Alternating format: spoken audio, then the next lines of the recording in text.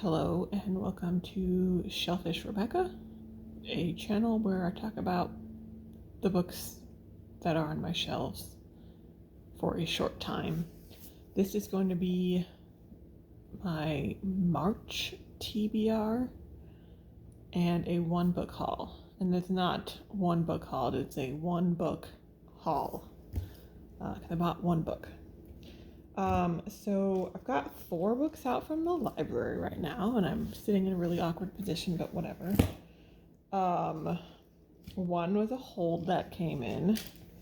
One was a book that I was like, you know what, I should just read it.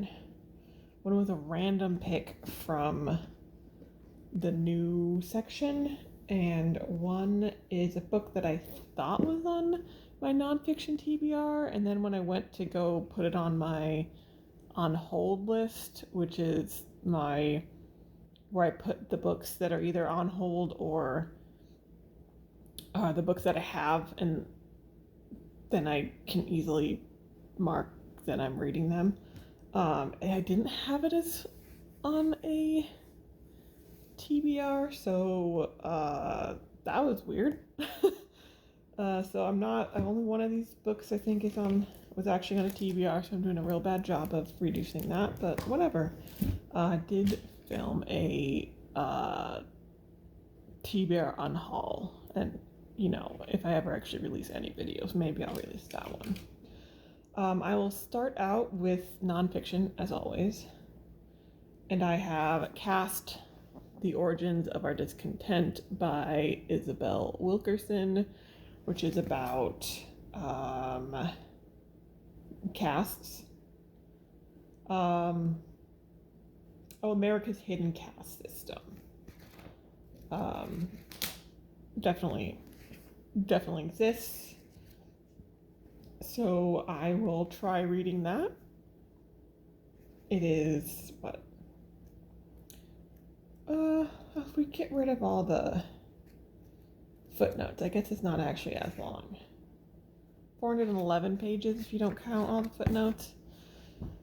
For some reason, I think the beginning of the year, I'm always like real into nonfiction, so that's why I was just like looking for nonfiction. I go through like a weird, like romanticy phase at the end of the year, or like books like that, and then I go into, or YA fantasy or something like that in the end of the year, just like simple, quick, fun reads, and then new year I tend more to like more nonfiction. I don't know why, but I just have that one. I really should have gotten something off my list, but whatever.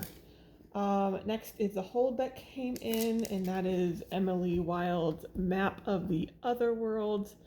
I didn't read the first book until like December, so this is actually pretty back to back for me. Somehow I didn't realize this was actually already released. Was it just released? Was I the first person to get it? Very possibly the first person to read it. The spine does really feel, yeah, I must have been the first person. So I've really got to read this because I've already had it maybe I picked it up on Monday. I might have picked it up last Friday, but this is going to be the first book that I read of these 4. I also need to read this random book, The Unselected Journals of Emma M. Lyon by Beth Brower. This is volume 1. I picked it up because it's really small, and I'm trying to read more different styles of books. This was in our new section, but it is copyright 2019. It is also a 2-week hold because it is new. So this is just I kind of read the synopsis. It's 1883, whatever. I'm just gonna read it. Looks like it should be fun and simple. I'll at that point try to see if there's any others or what's with that author. Maybe they just really wanted to write one weird short story novella thing that has to do with pretending to be a journal of someone in the Victorian era. I don't know. And finally, the last book is Throne of Glass by Sarah J. Maas. I just hear a lot of people mentioning all of this woman's well, she's written like 50 books in this series or something. Are they all connected? I don't know. I think I looked it up, and this is the first one that you read. Because there's like multiple series that are all connected or something. I just want to see, is this going to be one where I like can't get through the first book? Is it one where like the first book's okay, and then we get to like the third book and I DNF it, like the Fire and Ash or Blood and Fire or whatever Armand Trial books? Or is it one that's just like, this is, I think, like what YA fantasy, so it should be a good time. It was really awkward picking this up from the library because they stick YA like in they have the children in YA on one side and then an adult on the other side of the library, and like the YA is like way in the back of like that section, so it's like you have to pass a bunch of like tiny children to get there. I don't know, it's weird, but they're building a new library, so I'm sure it'll be different. Do the teens really appreciate that, having their books like next to picture books? Probably not. So those are the 4 books. We'll see. I highly doubt I'm going to get through Cast, but whatever. I highly doubt I'm going to get through it in March. Maybe I will if I'm doing some good reading. I'll definitely get through Emily Wilde. Possibly could DNF the other 2 books, though DNFing a novella is pretty sad. It's not that long. I think I have some other books on hold, so we'll see when they come in. Last I checked, I think the library doesn't even have those books, and I'm number 4, and this library is probably only getting 1 copy of each book. I don't think they typically get multiple copies of a new release, unless it was maybe like Obama's book or something. Like, it's got to be super big in order for them to probably get multiple copies. So if I'm number 4, it should be a while, which would be good, because then I can go pick some books off. Maybe some older books off of TBR. If I do get through those 4, I need to read something else. So next we are going to transition to my 1 book haul.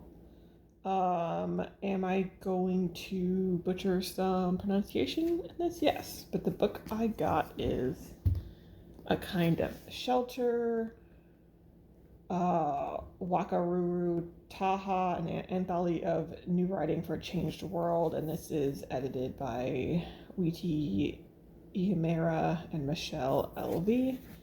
So I got this in New Zealand.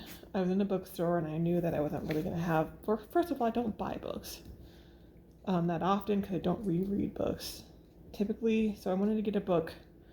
I wanted to get a book that would be hard to get in the US. I wanted to get a book that was probably written by a Maori author, or was in some other way distinctly New Zealander, and not just like Fourth Wing, an Australian copy of Fourth Wing or a British copy or something, something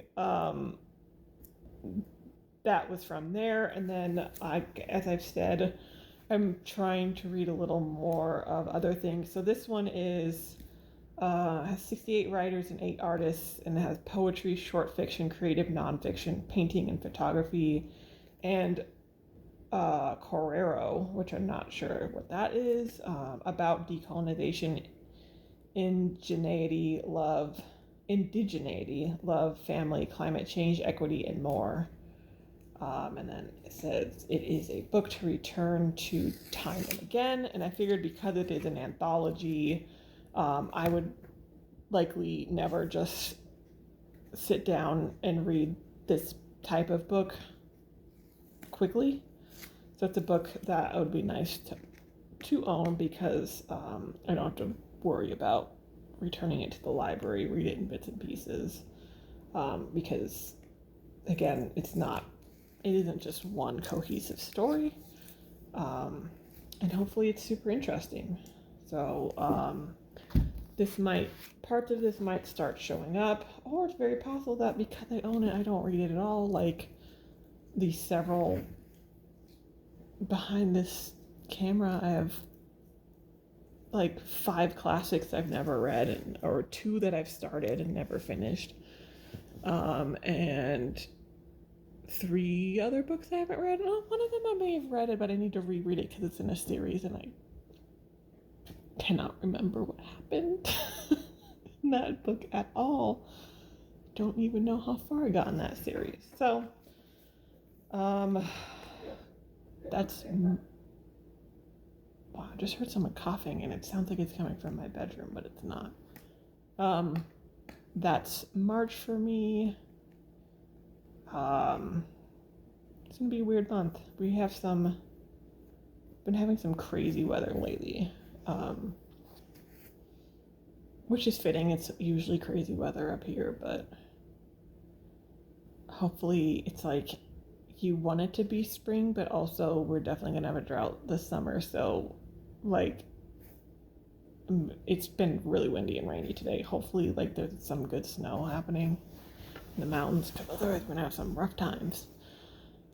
I don't know. This is like, if you like this comment or whatever, who knows if there'll be an April TBR? Anyone's guess. Thanks for watching.